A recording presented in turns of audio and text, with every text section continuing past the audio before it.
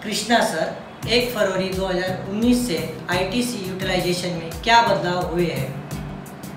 Arjuna, IGST यानी integrated GST का credit utilisation का जो सिस्टम है वो 1 फरवरी 2019 से चेंज हुए हैं और section 49A and section 49B ये नए सेक्शन ऐड हुए हैं जिसके हिसाब से क्रेडिट यूटिलाइजेशन का सिस्टम हर करदाता को अपनाना पड़ेगा।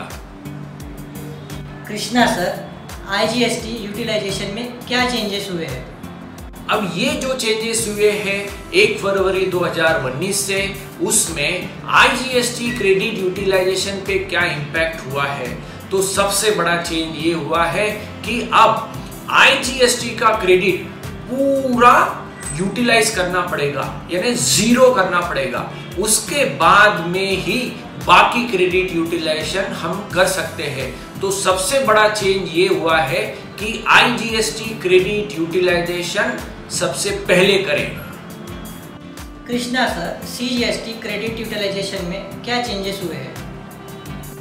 अब इसका इम्पैक्ट सीजीएसटी यानी सेंट्रल जीएसटी के क्रेडिट यूटिलाइजेशन पे क्या हुआ है, उसका असर ये हुआ है कि आईजीएसटी का क्रेडिट यूज करना पड़ेगा पहले हमको आईजीएसटी के अगेंस्ट, और अगर ये बच गया तो हम यूज करेंगे फिर सीजीएसटी के क्रेडिट के अगेंस्ट, और आईजीएसटी का क्रेडिट खत्म हो जाएगा तभी हम सीजीएसटी का क्रेडिट यूटिलाइज कर पाएंगे सीजीएसटी के लायबिलिटी के अगेंस्ट।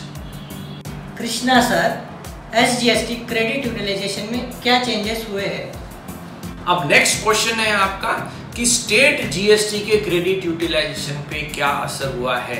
इसके ऊपर तो बहुत बड़ा असर हुआ है क्योंकि सबसे आखिरी में स्टेट जीएसटी का क्रेडिट हमको यूज करना है, और ये यूज करते वक्त अब क्या होगा कि पहले आईजीएसटी फिनिश करो, फिर बाद में हम सीजीएसटी भी यूज करेंगे और आखिरी में एसजीएसटी यूज करेंगे।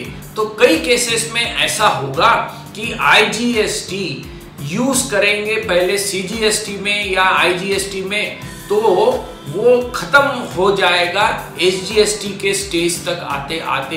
तो एसजीएसटी ये कैश लेजर से ज्यादा पे करना पड़ेगा कुछ केसेस के अंदर। कृष्णा सर, करदाताओं ने क्रेडिट यूटिलाइजेशन के कौन से पुराने नियमों को याद रखना चाहिए? हाँ, जो सबसे पुराना रूल है वो हरदम जो याद रखना है हमको, वो ये है कि सीजीएसटी का क्रेडिट एसजीएसटी के अगेंस्ट यूज नहीं हो सकता, मतलब सेंट्रल जीएसटी ये स्टेट जीएसटी के अगेंस्ट यूज नहीं हो सकता, और स्टेट जीएसटी का क्रेडिट ये सेंट्रल जीएसटी के अगेंस्ट यूज नहीं हो सकता। तो दो रूल हमको याद रखना जरूरी है। नया रूल कि सबसे पहले आईजीएसटी यूज करे, उसको पूरा खत्म करे, और दूसरा रूल कि CGST cannot be utilized against SGST और SGST cannot be utilized against CGST. Krishna sir, पुराने रिटर्न्स पेंडिंग होंगे अगर यदि वो फरवरी 2019 के बाद फाइल किए तो क्या होगा? अर्जुना, ये सबसे इंपॉर्टेंट सवाल है कि मेरे पुराने रिटर्न्स पेंडिंग है।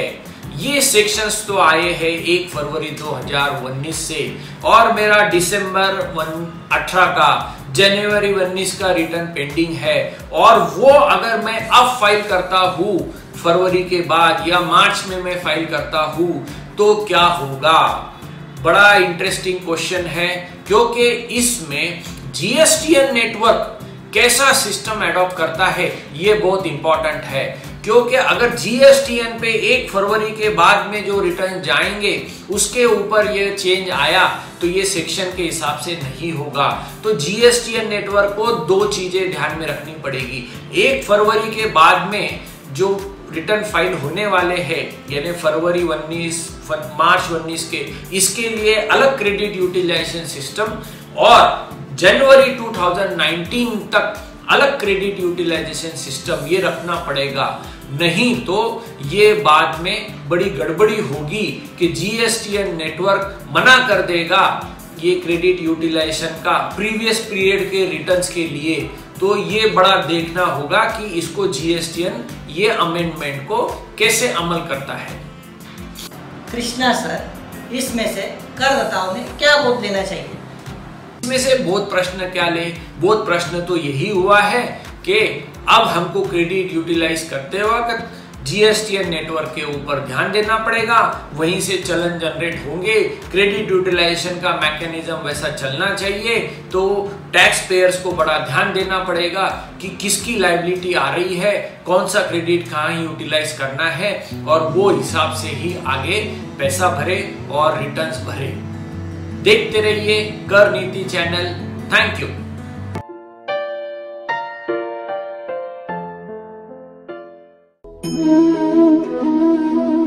Thank you.